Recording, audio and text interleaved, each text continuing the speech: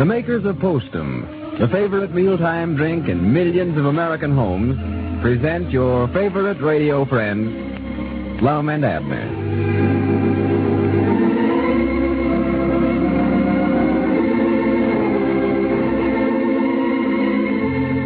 In Dickens' famous story, A Christmas Carol, remember the grouchy, mean-tempered old man, Mr. Scrooge? Well, even today, I think we run across a lot of people almost as bad-tempered as old Scrooge, don't you? And the pity of it is that most cranky people don't want to be that way. Usually, they're what doctors call nervous irritables, people who suffer from indigestion or headaches or can't sleep at night. Any one of those symptoms may mean that you have coffee nerves. For while many people can drink coffee without becoming jittery, many others cannot. If coffee nerves are making a nervous irritable of you, switch to Postum. For Postum contains no caffeine or stimulant of any kind, and it's as delicious as it is satisfying, with a cheering aroma and distinctive, mellow flavor that is Postum's own. For your convenience, it comes in two forms: Postum cereal, the drink you make by boiling or percolating, and instant Postum, mixed instantly in the cup. So, if coffee nerves upset your digestion, keep you awake, or make you feel headachy, switch to Postum with your meals. See how you improve the first few days. See if you aren't less of a nervous irritable at the end of 2 weeks, and after you've given Postum a full 30-day test, see if you're not again a cheerful, good-natured person. And now, let's see what's going on down in Pine Ridge.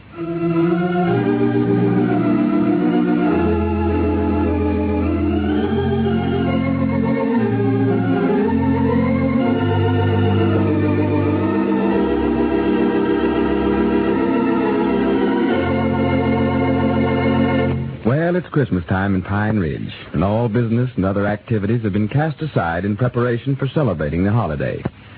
A heavy snow has fallen, and it is now after dark. 3 old fellows, Lum, Abner, and Grandpappy Spears, are trudging through the snow on a real Christmas mission. Listen. Hey, you're sure we're headed right now, are you, Grandpap? Oh, yeah. Yeah, I know this the way all right. Doc Miller rode his horse over here. You can see his tracks there in the snow. Oh, yeah, them his'n. Well, it must be the old Gaddis place then. Yeah, that's just about where it's at.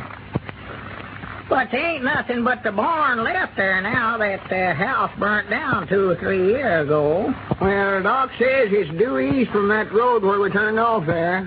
Due east? Yeah, which way is east? I ain't paid no attention to the directions here. Wait a minute. Whereabouts is the East Star? There it is, right ahead of us. Yeah, we're going right, man. Don't worry about that. Yeah, we can just follow the East Star. Yeah, that ought to lead us to it, yeah.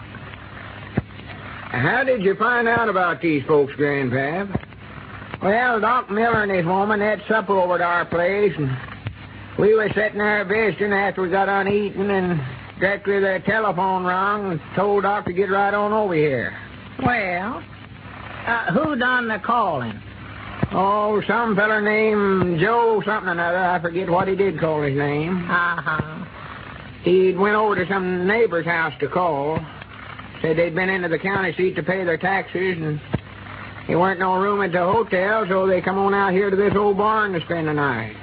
Well, this ain't fitting weather to have to stay out in the barn, I'll say that. And they said they were sort of expecting the baby to be born tonight, huh? Yeah, that's the reason they called Doc Miller. Yeah, what's the matter, Abner? I doggies, my arm's getting tired here, feller. Well, here, let me carry them blankets a while, and you carry this oil heater. It's plumb wore out. Is that box of groceries getting heavy, Grandpap? No, I'm all right, Lum. You ought to be there directly anyhow. Yeah, this snow tires a body out walking through it, you know it? Yeah, well, maybe we're walking a little fast for you, Abner. Yeah, slow down a little here, fella. Well, here, you take the lantern.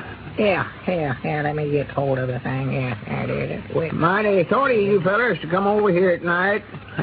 Sort of hate to call you to get out a night like this. But after the doc left, me and the woman got to talking about how pitiful it was that couple was having to stay out here in this barn. Nothing to eat and all? Why, sure. I'm just glad you called me, Grandpap. Just proud to have a chance to help. Yeah, this makes it seem more like Christmas to me, doing for somebody else. Why, sure. You know, you just can't do things to make other folks happy without making yourself happy at the same time. I've always said that. Trouble with a lot of us, we sort of lose the Christmas idea altogether. Think too much about ourselves. The real Christmas spirit is the happiness we get out of making other folks happy. Well, yes, it is. Now, there we was, sitting there at home, busy romping to what we was enjoying ourselves. These folks out here spending the night in the old barn this way. No, there just wouldn't have been no Christmas to it if you hadn't have called us up, Grandpappy, sure wouldn't. Well, I knowed I could depend on you, feller. Now, man, if it's the old Gaddis place, we ought to be able to see it from the top of this hill here. Wait a minute. Believe that's the barn yonder, ain't it? Yeah, that's right where they're at, sure as the world. Well, now, that's due east from where we was at, all right, for there's the east star right over the top of the barn yonder. Yeah, there's Doc's horse tied to the fence there, too. Yeah, believe it is. See the light shining through the cracks in the walls. Yeah. Well, sir, now that's a shame that them folks never let some of us know they needed a place to stay. Why, we've got plenty of room over there at our place. Just been glad to have them, glad to have. Well, this feller that called Doc said they's looking for a place to stay and seen this barn weren't being used, so they just put up there for the night. Uh-huh.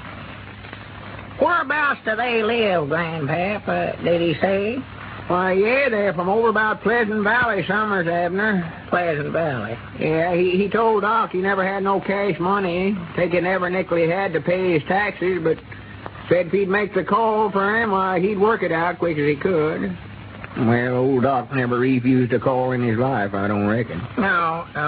I've knowed him to get up in the dead of night in the worst kind of weather to go call on the sick. When he knowed before he went, he never would get no pay for it. Oh, yeah. Yeah, I don't know what we would do without old Doc here in this community. Oh, he's a feller, he is. Whilst there's some that says his methods is a little old-fashioned, but granny's I'll take my chances with him every time. Well, he's pulled me through the shadows time and again. I've always said that Doc never practiced medicine for what money he got out of it, as much as he does for the good he can be to his fellow man. I've always said it. No, sir, if there ever was a man that's got to preserve seed in a better world, it's old Doc Miller. Yes, he has. We better not be talking too loud, fellers. We don't want to disturb him now. No. Let's be as quiet as we can here, man. You got to let Doc know we're here somewhere or other. Yeah. Hey, Granny, I'm wore to a frazzle. I'm too. I don't know whether I'm out of breath or got too much. Wore to a frazzle.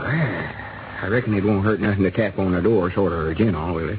No, go ahead, Lum. They might be needing this oil stove in there. I don't hear a sound in there. Well, I don't believe you knock quite loud enough, Lum. Maybe they never hear Wait a minute. Here comes somebody at the door. Hey, howdy, Doc. Oh, hello there. Well, what are you three old codgers doing out here this time of the night? Well, we just got to thinking after you left, Doc. These folks might be needing something. Yeah, Doc, we brung an oil stove and some bed covers. Yeah, and here's a box of groceries, too. Well, now, they can certainly use them. Haven't any heat of any kind in there. Using what little hay was left in there for a bed, piled it all up in the manger, and made a pretty good bed. But now these covers will come in very handy, man. Good. How is the lady, Doc? Oh, getting along as well as could be expected, Lum. Right here now, I'll take these things on in and have her husband light this heater and warm the place up a little. You men better stay out here for a little while. Oh, yeah, sure. You go ahead, Doc. We'll wait out here. If there's anything we can do, Doc, why, just holler. Yes, all right. Thank you, Grandpa. Doc, just a minute. What kind of work does this feller do? Oh, why, he said a while ago that he was a carpenter by trade, Lum. Carpenter? Yes, said he'd been out of work for quite a while, though. Hmm. Well, here now, I better get back in. Oh, yeah. Said he was a carpenter, huh? Yeah. I was just thinking, Abner, we've been talking about having a loading platform built there for the back door down to the store. I think it'd be a pretty good idea to just hire this feller to do a little fixing up around the store there for us. Why, yeah, we was talking about putting some shelving across the back there, too. Yeah. Huh? Might just let him do that while he's at it. Well, he'll want to be nigh his wife and baby for a few days now, I reckon. Oh, sure. Quick as Doc thinks it's safe for him to be moved, I'm going to insist on him coming right on over there to our place and staying. Well, now, that'd be the best place in the world for him, Grandpa. Aunt Charity could take better care of him than anybody I know. Oh, my, yes, she'd get a sight of enjoyment out of looking after that baby, I know. Just loves children. Oh. Yeah, that woman of yours, Grandpap, has mothered every young'un in the community, I reckon. Yes, sir, I was just thinking here, man. Sort of funny. Here we are, three old codgers, getting along in years, standing around out here waiting for a little baby to be born. It's sort of like as if we was waiting for somebody to take our place. Yeah, well, of course, we don't like to talk about such things, but now we've about served our time, I reckon, men. Won't be long before we'll have to move on. There'll be somebody else to take her place. Oh, yeah, Lord me, they'll soon forget about us. It's sort of like the years. Here, 1938's almost gone. There's been a lot of things happen, but it'll all soon be forgot. There's been lots of joys and happiness. Yeah. On the other hand, there's been lots of heartaches and lots of blasted hopes. But there's a new year coming, and we all get to start all over again. Here come 1939, bringing new hope and new courage. And we're sort of like the years, us three old fellers. We're sort of like 1938, and we're waiting on 1939. The little baby in yonder. Yeah, well, it's just like I've always said. Now, wait a minute, I believe somebody's coming to the door now. Oh, maybe it's Doc, Any news yet, Doc? Well, men, it's a fine baby boy.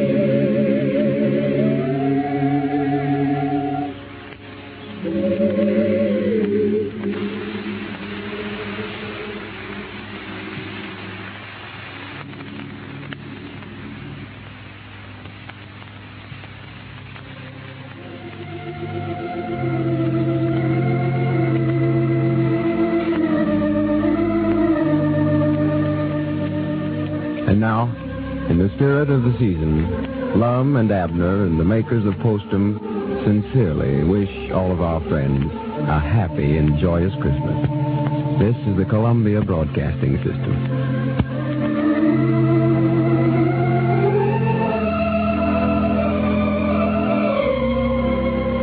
KNX Columbia.